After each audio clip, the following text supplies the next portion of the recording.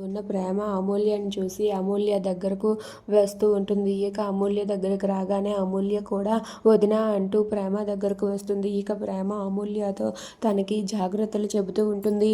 మా అన్న ఏమైనా చేయడానికి ఏ ప్లాన్లైనా వేస్తాడు, నువ్వు జాగ్రత్తగా ఉండు అమూల్య అని చెప్పి ప్రేమ అమూల్యతో అంటుంది. దాంతో అక్కడ ఉన్న అమూల్య అయితే సరే వదిన అని చెప్పి అంటుంది.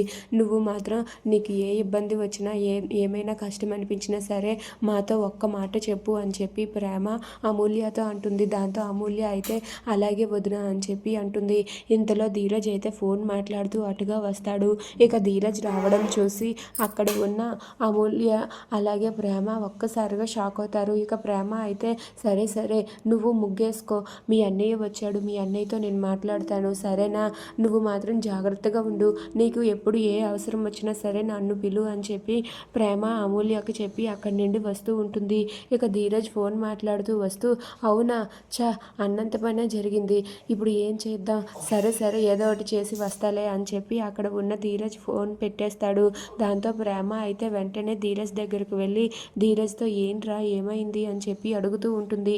దాంతో ధీరజ్ అయితే మనం అనుకున్నట్లుగానే అయ్యిందే, వాళ్ళు కారు తీసుకువెళ్ళి ఏదో చెట్టుకి గుద్దేశారు అని చెప్పి అంటాడు. ఆ మాట వినగానే ప్రేమ ఒక్కసారిగా షాక్ అవుతుంది. ఏంట్రా ఇలా జరిగింది, ఇప్పుడు మనం ఎలా సమాధానం చెప్పుకుంటామని చెప్పి ప్రేమ అంటూ ఉంటుంది. దాంతో ధీరజ్ అయితే అదే అర్థం కావట్లేదు, పద మనం వెంటనే వెళ్ళాలి అని చెప్పి అక్కడ ఉన్న ధీరజ్ ప్రేమతో అంటాడు. దాంతో ప్రేమ అయితే పదరా ఇప్పుడే వెళ్దామని చెప్పి అంటుంది.